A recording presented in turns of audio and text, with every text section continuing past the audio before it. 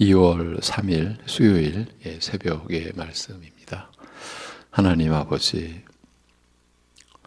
이 세상에서 얻을 수 없는 생명에 이르는 믿음을 주셨사오니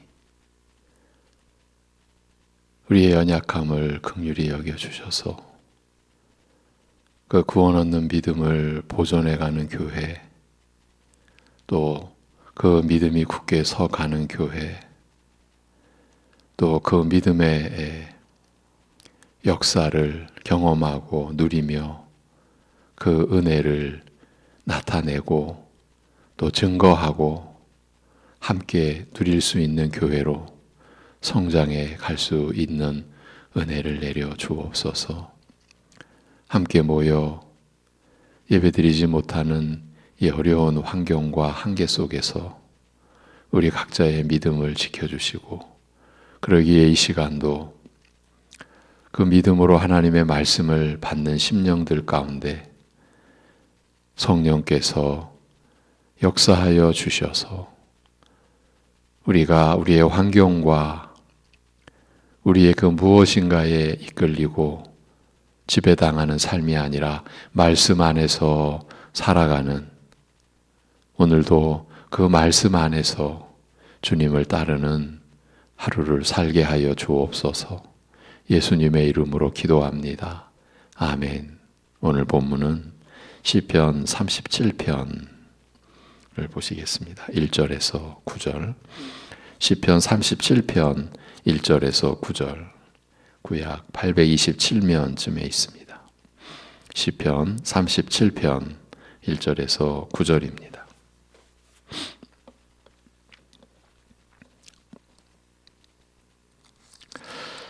(1절에서) 9절. 악을 행하는 자들 때문에 불평하지 말며 불의를 행하는 자들을 시기하지 말지어다. 그들은 풀과 같이 속히 배임을 당할 것이며 푸른 채소같이 쇠잔할 것이미로다. 여호와를 의뢰하고 선을 행하라. 땅에 머무는 동안 그의 성실을 먹을 거리로 삼을지어다. 또 여호와를 기뻐하라. 그가 내 마음의 소원을 내게 이루어 주시리로다.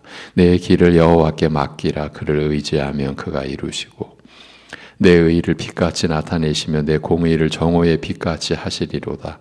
여호와 앞에 잠잠하고 참고 기다리라.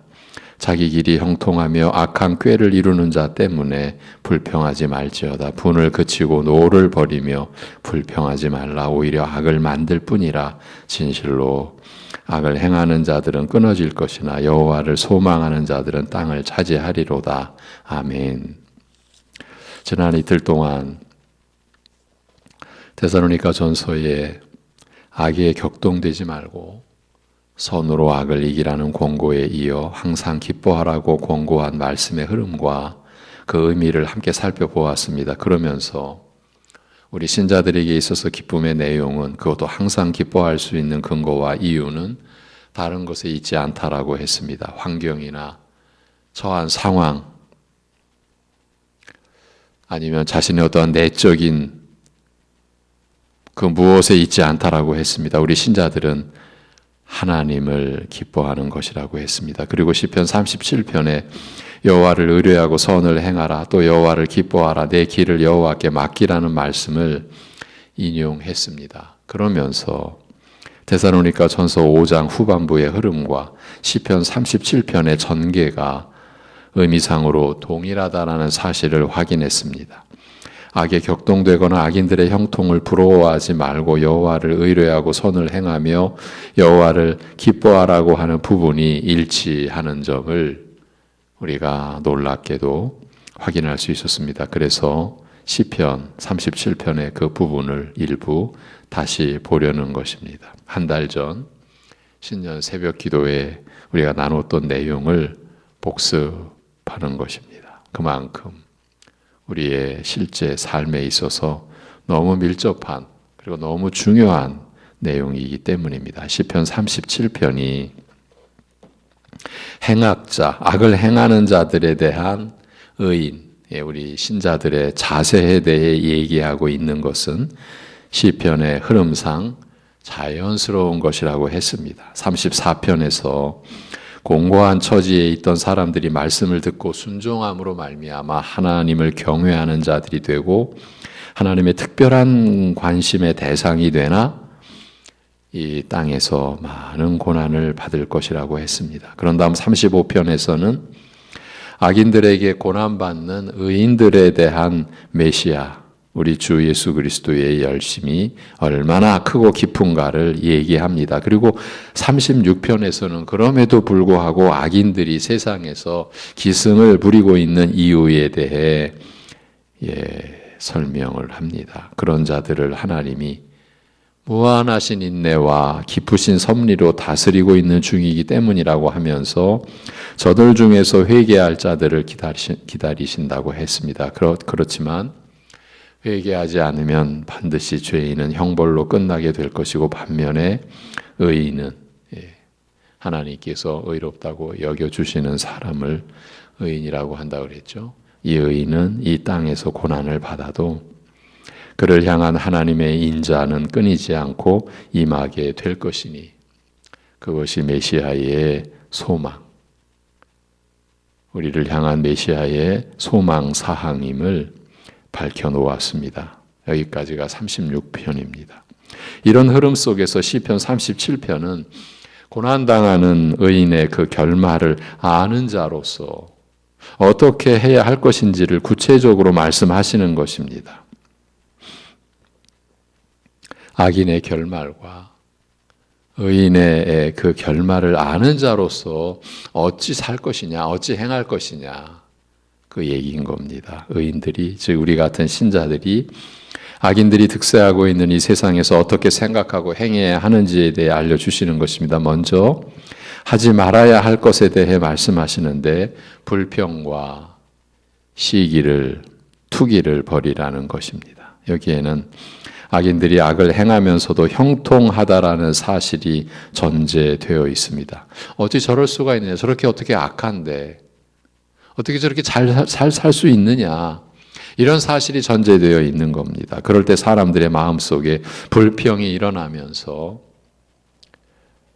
뭔가 모를 조바심으로 자기 속을 태우게 되는데 그렇게 하지 말라고, 그리고 시기하지도 말라고 하신 말씀입니다. 이것이 하나님의 말씀입니다. 저것들은 저렇게 악하면서 저렇게 잘 나가는데 우리는 어떡하지? 이게 이제 조바심인 겁니다. 이 조바심이 우리 속을 태워버리는 겁니다. 그러지 말라라는 겁니다. 시기가, 투기가 조바심으로 인한 분노의 원인이 되기 때문이라는 점을 밝혀놓았습니다. 그만큼 시기하는 것이, 비교하여 시기하는 것이 우리의 영적으로는 굉장히 위험한 이 내적 위험 요소인 겁니다. 하나님을 믿지 않거나 또는 하나님의 말씀을 따르려 하지도 않으며 세상과 적당히 타협해 가면서 신앙의 생색만 내는 사람들이 더 잘 되는, 물론 이건 이제 세상적으로 말하는 더 잘 되는 경향이 있습니다. 그런 경우가 많습니다. 그러면 말씀을 철저히 순종함으로 하나님을 경외하며 살아가려는 자들의 마음에 투기, 시기심이 일어나는 겁니다. 그 투기가 쌓이는 것이 이제 조바심에 불타는 마음입니다. 여기서 어떤 마음속에 부정적인 것들이 일어날지 자기도 모르는 겁니다. 그 조바심이 자기 속을 태워버리니까 그렇게 하지 말라라는 말씀입니다. 왜일까요? 그 이유에 대하여 2절에서 밝히기를 그들은 풀과 같이 속히 배임을 당할 것이며 푸른 채소같이 쇠잔할 것이미로다 라고 말씀합니다. 얼마 안 있어서 끝날 것이라는 말입니다. 악인들이 거짓과 사악함으로 힘들이지 않고 성공을 합니다. 그리고 또 그 번영을 오래 지속하는 것 같이 보일지라도 하나님께는 저들의 형통함이 풀과 같고 푸른 채소와 같다라고 하는 것입니다. 악인들의 번영과 운명이 하나님께는 시든 채소와 같고 소나 말의 양식거리에 지나지 않는 것이라는 뜻입니다. 사람이 길에 떨어진 시든 채소를 부러워하지 않으며 소가 먹는 여물을 보고 침을 삼키지 않듯이 형통한 악인들에 대해서도 그리할 수 있다. 마찬가지라는 말입니다. 저들은 성도가 시기하고 그 시기로 인해 조바심을 내서 자기 속을 태울 가치가 없는 자들이라는 겁니다. 그럴 의미가 있겠느냐라는 겁니다. 여러분, 그런데 우리가 얼마나 그 투기로 인하여 조바심으로 인해 속을 불태우며 분노로 자기 자신을 어둡게 하는지 우리가 많이 경험해 온 바가 아닙니까? 그러므로 투기나 조바심이 일어나면 그걸 배설물로 여겨버리라고, 그것이 소극적인 입장에서 먼저 해야 할 일이라고 하십니다. 불평하지 말라, 시기하지 말라. 하나님의 말씀입니다. 사랑하는 성도 여러분, 우리가 이 말씀을 받들어야 합니다. 그렇지 않으면 평생 불평과 원망과 투기와 시기로 우리 인생을 우리 스스로가 불태워버리는 거예요. 그런 다음 하나님은 성도들이 더 적극적으로 취해야 할 자세를 이제 보여주십니다. 먼저는 여호와를 의뢰하여 선을 행하라고 합니다. 여기엔 사람들이 투기하고 조바심 내는 이유가 주께 맡기지 않았기 때문이라는 의미가 암시되어 있습니다. 주께 맡기지 않은 그 상황이 전제되어 있는 거예요. 하나님이 처리하실 능력이 있고 그렇게 하실 것임을 믿기 어렵기 때문에 사람들이 다 의분을 내며 나서게 되는 것입니다. 주님을 신뢰하라라는 말씀은 인간의 힘으로 해결할 수 없는 일을 주님의 손에 맡기라는 뜻입니다. 세상이 불공정하게 돌아감으로써 생기는 투기와 분노를 그치라. 그 문제는 주님께 맡기고 너는 내 할 일을 하라라는 것입니다. 오늘날 우리에게 직접적으로 연결이 되는 말씀이라는 것 여러분이 느끼고 계시죠? 예. 하나님 나라의 교회 안에서조차 이 현실의 그 어떠한 걸로 인하여 말씀이 제껴져 버리는 거예요. 지금 말씀이 중요하지 않다라는 거예요. 그렇습니까? 여러분이 세상에 소망을 두십니까? 여러분의 죄를 일깨워주고 죄를 회개하게 하고 하나님의 그 영원한 우리에게 입혀주신 그 의로움 안에서 우리에게 이미 약속된 그 영광을 이 세상이 어떻게 보장해 줍니까? 뭘 보태줍니까? 여러분 그렇습니까? 세상에서 구별된 여러분의 하루하루가 이 세상을 바라보며 갈 수 있는 겁니까? 그래도 되는 겁니까? 그러지 말라고 하시는 겁니다. 그 문제는 주님께 맡기고 우리 일을 하라는 것입니다. 그 할 일이 무엇인가? 선행이라고 합니다. 여러분 선행을 어떻게 생각하십니까? 선행이 무엇인가요? 땅에 머무는 동안 그의 성실을 먹을거리로 삼을지어다. 이 말이 선행을 설명하는 구절입니다. 여기서 땅은 약속의 땅을 의미하는 것으로서 하나님 나라를 상징합니다.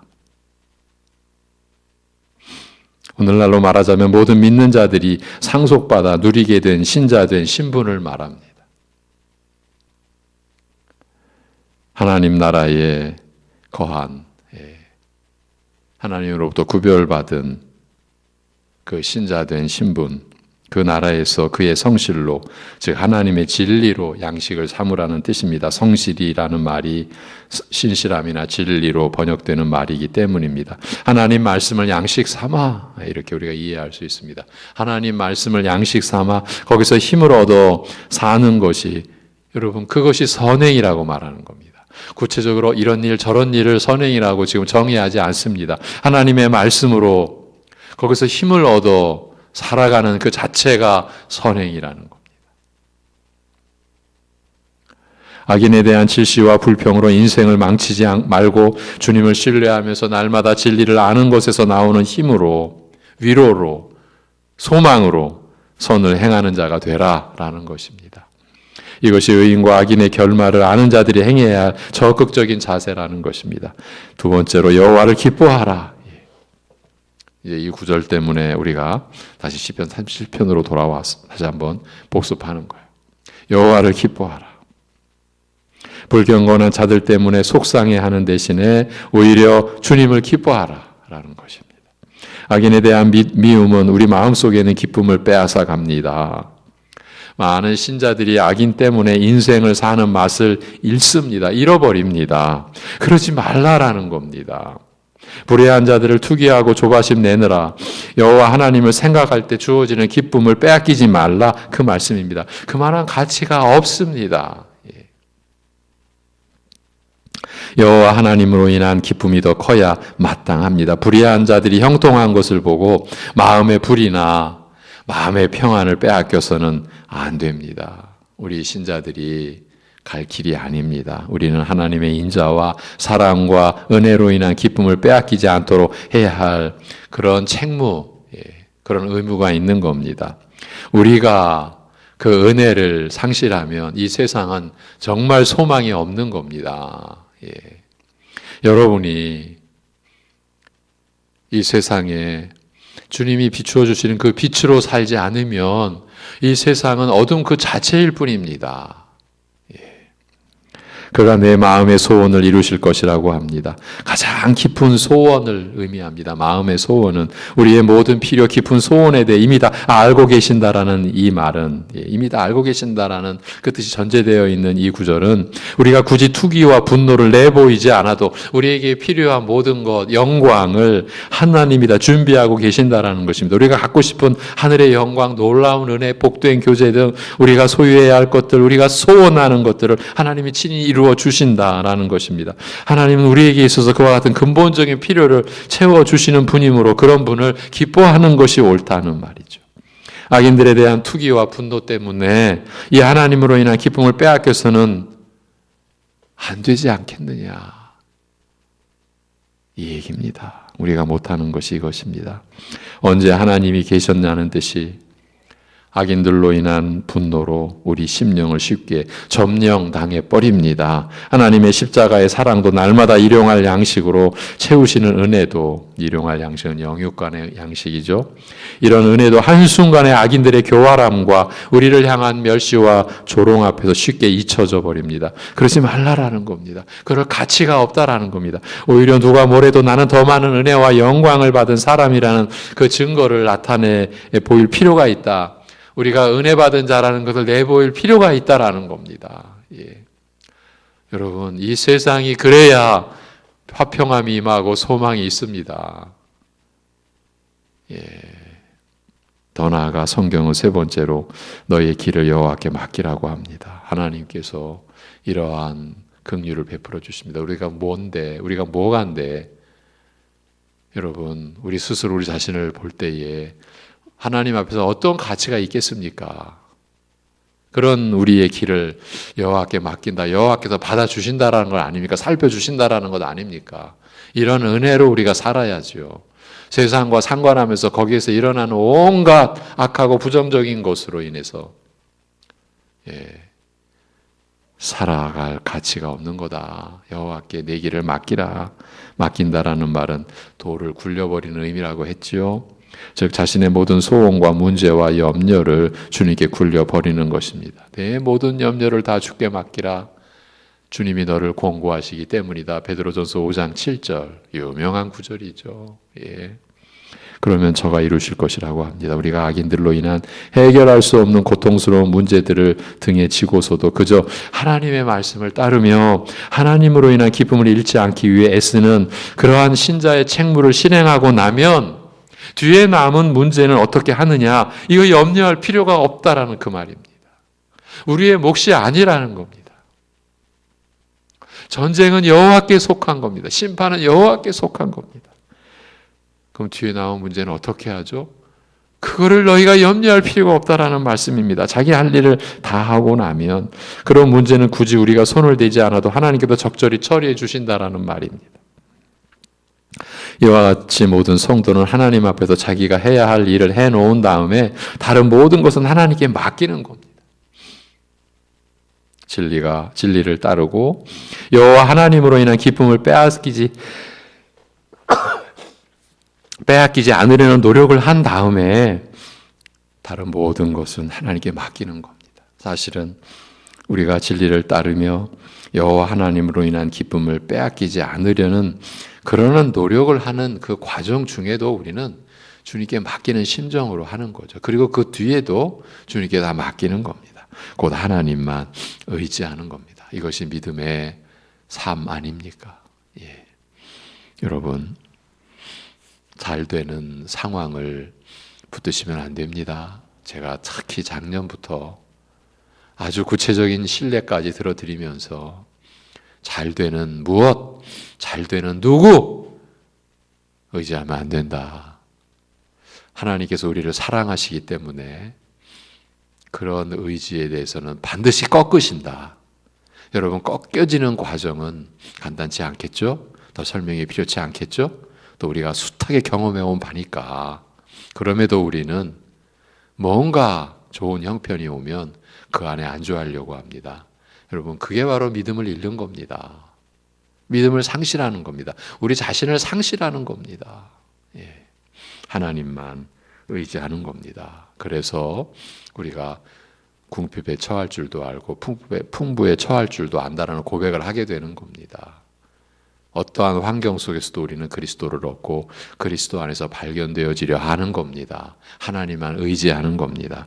그러면 하나님이 이루시고 내 의의를 빛같이 나타내시며 내 공의를 정오의 빛같이 하시리로다라고 하십니다. 성도가 이 세상에서 억울한 일을 당하더라도 하나님은 그것을 그대로 버려두지 않으시고 그의 의의를 하늘에서 빛나게 하시겠다라는 겁니다. 한낮의 햇살은 햇빛 중에서 가장 강렬하며 환하고 뜨겁습니다. 그렇게 의인으로 하나님의 사랑받는 자를 우뚝 세우시겠다라는 겁니다. 푸른 채소나 풀같이 속히 시들 악인들에 비해서 영원히 빛날 생명 충만한 사람으로 만드시겠다, 그렇게 세우시겠다라는 약속입니다. 이런 일을 기대하고 성도는 자기의 모든 짐을 여호와께 굴려 넘기는 일이 필요하다라는 것입니다. 그리고 7절 이후에도 보면 여러 가지 해야 할 일들이 나옵니다. 여호와 앞에 잠잠하고 참고 기다리라. 자기 길이 형통하며 악한 꾀를 이루는 자 때문에 불평하지 말라는 겁니다. 주 앞에서 잠잠하라라는 겁니다.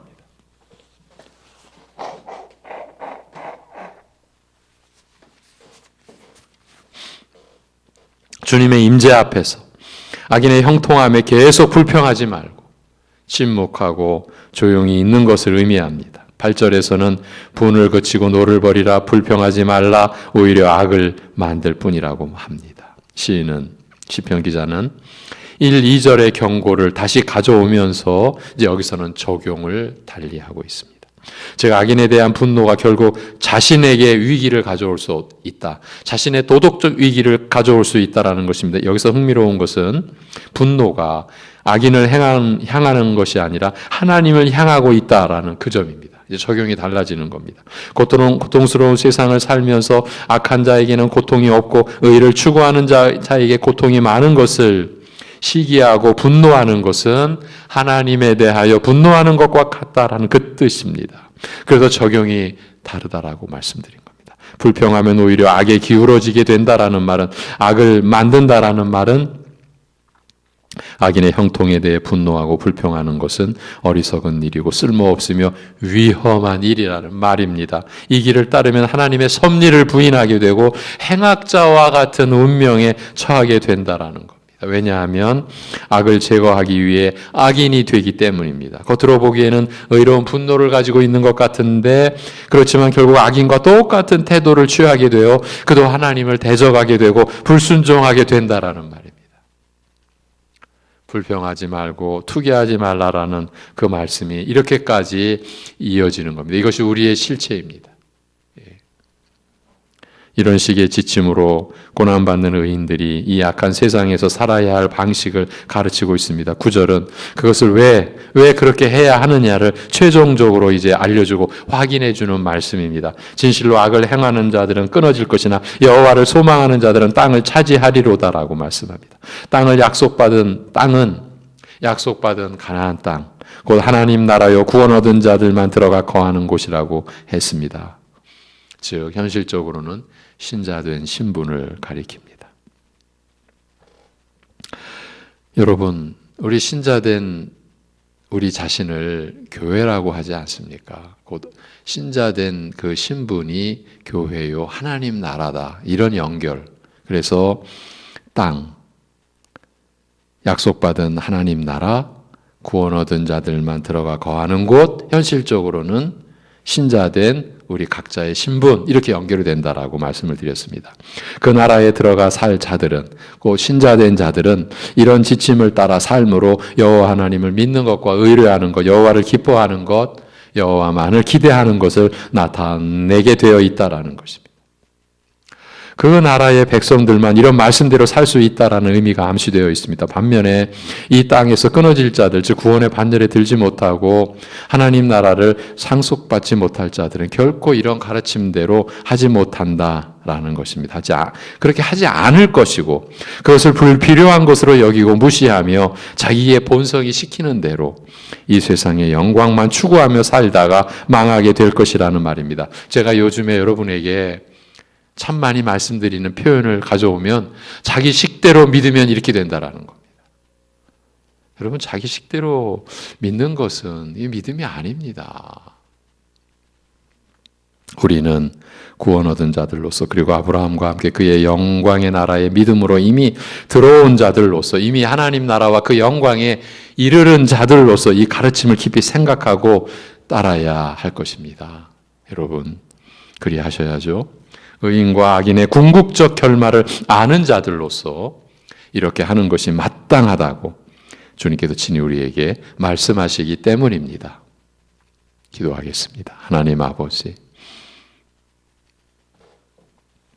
불평과 원망으로, 투기와 조바심으로 우리의 속을 태우며 하나님이 우리에게 주신 이 인생의 그 거룩함과 복됨을 불살라버리는 어리석은 자로서의 삶을 이제는 지난 날로 여기고, 하나님의 은혜로, 그 충만한 은혜로 하나님이 우리를 기뻐하시는 그 기쁘신 뜻을 성령님 안에서, 말씀 안에서 우리가 충만히 받으며, 그리하여 이 세상에서 어떻게 평가를 받든 하등 상관하지 않고 우리가 이 세상에 평가를 받을 존재가 되지 않는다라고 하는 그러한 믿음의 담대함을 가지고 우리 각자에게 주어진 하나님이 우리에게 부여해 주신 인생의 가치를 우리가 오늘도 누리며 그 가치를 우리가 이해하고 또 깨달으며, 그리하여 하나님 앞에서 하나님을 기뻐함으로 하나님과 동행하는, 그래서 오늘도 하나님 앞에서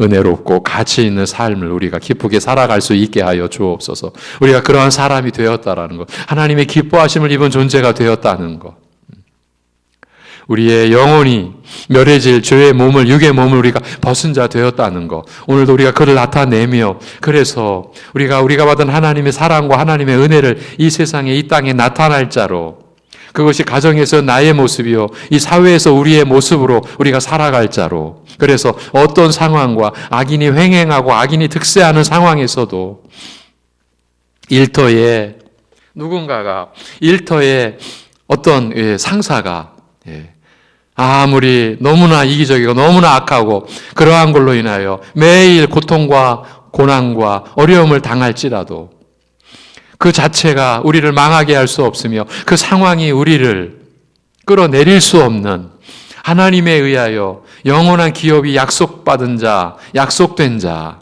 하나님의 그 영광에 참여함이 이미 이루어졌고 그 영광이 영원히 보장된 자로서의 그러한 우리 자신, 하나님의 사람, 하나님의 자녀된 그 신분을 우리가 내팽개치지 아니하고 그 신분으로, 그 중심으로 우리에게 주어진 가운데에서 선을 행하는, 오직 주님의 말씀 안에서 얻은 힘으로, 주님의 평강으로, 주님의 사랑으로, 주님의 긍휼로 무슨 일이든지 감당하고 일을 함으로써 기쁘게 하나님을 기뻐하는 삶을 우리가 이루며 그걸 나타낼 수 있는 우리들 되게 주여 역사하여 주옵소서. 도저히 기뻐할 수 없는 상황에서도 그 기쁨의 그 무언가를 나타내고 향기를 나타내고 그것이 인격과 우리의 말과 우리의 행실 속에 나타남으로 인하여 결국 이 세상이 우리로 하여금 기이하게 여길 수밖에 없는 그런 담대한, 그런 이기는 자, 죄악과 세상을 이기는 자, 사탄의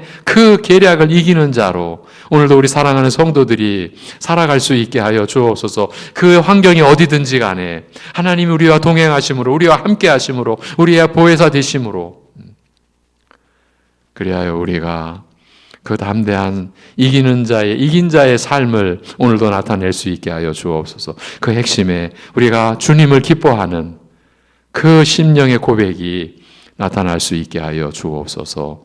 우리 주 예수 그리스도의 이름으로 감사하며 기도하옵나이다. 아멘.